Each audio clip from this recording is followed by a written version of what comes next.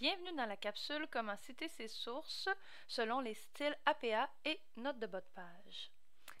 Premièrement, les styles bibliographiques. Un style bibliographique, c'est un ensemble de règles qui nous indiquent comment fournir nos références à l'intérieur de notre travail.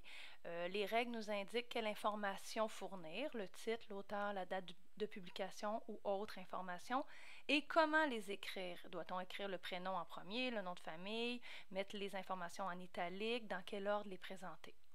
Il existe un ensemble vraiment varié de méthodes à travers l'univers. Vous risquez d'en croiser plusieurs selon votre parcours à Gérald Godin, notamment le style APA, aussi appelé note auteur-date, le style note de bas de page tel que présenté dans l'ouvrage Pour réussir de Bernard Dionne, mais vous risquez aussi de rencontrer le style Vancouver, entre parenthèses.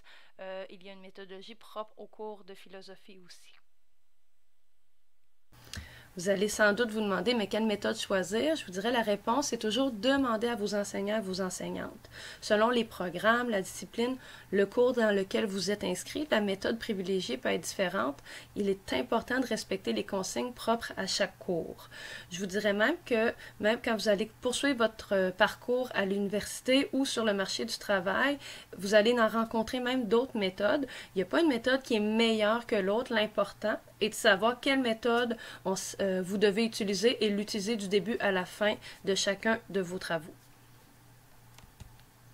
Où doit-on citer ses sources? Peu importe le style bibliographique utilisé, vous devez indiquer vos références à deux endroits dans vos travaux pour éviter le plagiat. Premièrement, directement dans votre texte au moment où il y a un emprunt. Vous devez l'indiquer clairement d'où provient cet emprunt-là, que l'emprunt soit une citation ou une paraphrase. Et deuxièmement, à la fin de votre travail, on doit retrouver la liste des ouvrages que vous avez consultés. On appelle cette liste une bibliographie. Certains professeurs préfèrent parler de médiagraphie à partir du moment où il y a plusieurs médias, mais peu importe le terme retenu, bibliographie ou médiagraphie, l'important c'est qu'on retrouve à la fin de votre travail la liste des ouvrages que vous avez cités ou utilisés pour votre travail. Vraiment important, les deux endroits sont nécessaires pour éviter le plagiat. Vous ne pouvez pas uniquement fournir une liste, une bibliographie à la fin de votre travail et ne pas mentionner aux endroits qu'il y a des emprunts dans votre texte d'où proviennent les emprunts. Les deux endroits dans le texte et dans la bibliographie à la fin sont essentiels. Comment faire à retenir lorsqu'on fait une citation, donc on fait un copier-coller des mots de quelqu'un d'autre, on encadre le texte copier-coller par des guillemets, on mentionne la source d'information dans notre texte et on rédige la référence complète en bibliographie.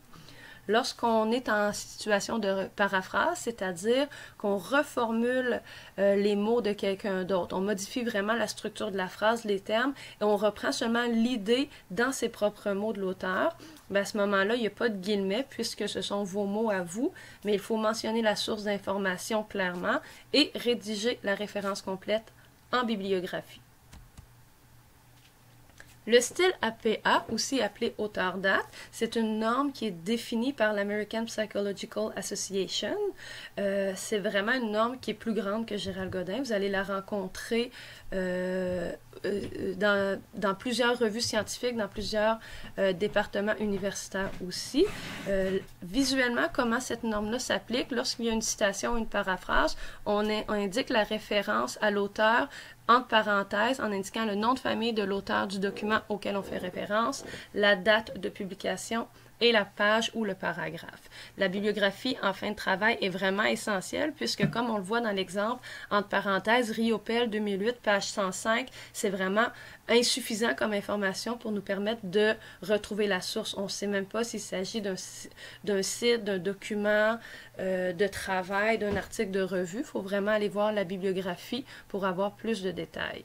Il y a aussi l'outil Diapason en mode APA qui vous donne les informations sur comment rédiger les éléments bibliographiques. Dans les capsules d'exemple, je vais vous montrer comment les utiliser. Visuellement, pour voir comment se présente le style APA, c'est vraiment le premier exemple. Ici, dans le texte, on a une paraphrase avec, entre parenthèses, la référence à un article écrit par Blazer Lampron et Simard Dupuis en 2015. On a au bas de l'écran la référence complète à cet article-là. Et deuxièmement, deuxième surlignement en jaune, on voit ici c'est une citation, donc il y a les guillemets. On voit la référence à un article écrit par l'auteur Bellec, 2016, page 9, et au bas de l'écran, on a la bibliographie qui vient donner les références de cet article-là. Si on reprend dans la citation directe, important, on met les guillemets au début et à la fin. Comme vous voyez à droite, on indique la source mentionnée, le nom de famille suivi de la date de la page. Vous pouvez directement mentionner le nom de l'auteur dans le texte, comme dans le deuxième exemple. Debarre affirme que, et là à ce moment-là, on indique seulement la date et la page. Et c'est bien sûr, en bibliographie, on vient compléter cette information-là. Lorsque vous faites une citation de plus de 40 mots, il n'y a pas de guillemets au début et à la fin, mais on va mettre la citation en retrait d'1,5 cm de votre texte général et on va mettre la citation à interligne 5. Il n'y a pas de guillemets ni au début ni à la fin. La paraphrase, lorsqu'on reprend l'idée de quelqu'un d'autre, mais dans ses propres mots, à ce moment-là, il n'y a pas de guillemets qui sont indiqués, il n'y a pas de mise en page spéciale, c'est vraiment votre texte qui se continue. Donc, à ce moment-là, l'indication de la source d'information est vraiment essentielle, le nom de famille, la date, la page. Si c'est une idée générale d'un texte, on n'a pas besoin de mentionner la page spécifique si ça vient de l'ensemble du texte, mais c'est vraiment la référence est indispensable parce que sinon l'auteur n'a pas d'autres informations pour savoir que cette idée-là ne provient pas de vous. La bibliographie à la fin vient compléter les informations de la paraphrase. Et comment présenter votre bibliographie à la fin. Tous les ouvrages sont présentés par ordre alphabétique d'auteur. Si votre référence n'a pas d'auteur, c'est le titre qui vient en premier, donc le titre va s'insérer par ordre alphabétique. Toutes les références sont à interligne double et il y a un retrait négatif de 0,5 cm au début de la deuxième ligne de chaque référence. Donc, si vous voyez, ça fait en sorte que la première information, comme le haut de l'exemple, agence de la santé publique, va être mis en évidence par rapport au reste de la référence. Pour compléter les explications du style APA, vous pouvez visualiser les 3 capsules vidéo qui montrent concrètement comment, premièrement, effectuer une paraphrase à partir d'un site web, deuxièmement, comment compléter la citation d'un chapitre d'un livre numérique et enfin, comment faire la mise en page d'une citation longue et d'une bibliographie avec Word. Qu'en est-il maintenant du style note de bas de page? Avec cet autre style bibliographique, les informations se présentent vraiment différemment. Avec ce style, lorsqu'on fait un emprunt, premièrement, le passage cité est suivi d'un appel de note de bas de page, c'est-à-dire un chiffre en exposant. On utilise l'insertion automatique dans Word pour faire cet ajout. Et dans le bas de la page, il va y avoir le chiffre va correspondre à le même chiffre où se retrouve la référence bibliographique complète. À la fin de votre travail, vous devez aussi compléter une liste bibliographique qui reprend l'ensemble des références que vous avez utilisées pour compléter votre travail. Il existe un outil qui s'appelle Diapason qui vous aide à savoir comment présenter les informations avec ce style bibliographique. Le lien se trouve sur le site de la bibliothèque du Cégep. Rapidement, pour vous montrer comment se présente Diapason avec le style note de bas de page, vous avez dans le menu de gauche les différents types de documents que vous pouvez rencontrer. Je vous invite à aller observer dans la catégorie directive générale. On va vous expliquer comment compléter les références avec le style note de bas de page de façon générale et surtout, on va vous expliquer ici dans la section abréviation comment utiliser les abréviations latines pour alléger la présentation dans votre document Word. Ça peut être utile au lieu d'avoir à répéter à chaque fois l'ensemble des références bibliographiques. On peut utiliser ces locutions latines pour alléger son travail. Aussi, si vous allez ici dans la section livres, c'est à cet endroit qu'on présente tous les cas de figure qui sont problématiques, comme par exemple, si j'ai un auteur, 2 auteurs, comment je fais ma référence, mais dans Diapason, on va toujours vous expliquer, premièrement, dans la citation directe et dans la paraphrase, comment va faire votre note de bas de page, comme ici, on voit que ça serait le prénom en minuscule suivi du nom de famille et avec le deuxième prénom et faire attention, en bibliographie, avec le style note de bas de page, les informations ne se présentent pas de la même façon. Ici, il faudrait faire le nom de l'auteur en majuscule, virgule, suivi du prénom, virgule et du deuxième prénom. Vous avez tous les cas de figure ici que vous pouvez explorer. Regardons maintenant comment concrètement se présentent les citations dans le style note de bas de page. Premièrement, dans une citation directe courte, la citation est intégrée au texte entre guillemets. Les guillemets sont essentiels puisque ce sont eux qui indiquent que le texte qui se trouve à l'intérieur provient de quelqu'un d'autre.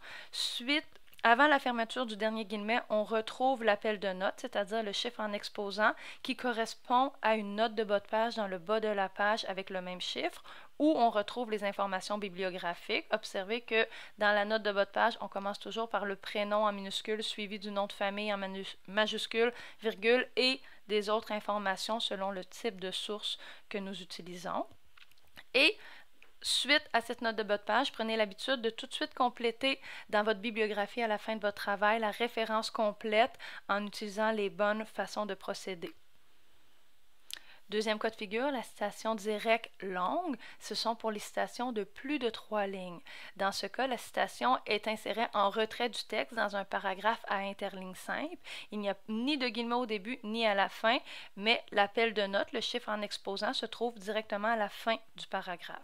La référence complète est indiquée par la suite dans la note de bas de page qui correspond au même chiffre. Encore une fois, il faut compléter aussi la bibliographie avec l'ensemble de ces références pour s'assurer de donner nos références de façon complète. La paraphrase va se présenter dans le texte sans guillemets, bien sûr, puisqu'on ne reprend pas les mots de l'auteur, mais bien seulement son idée.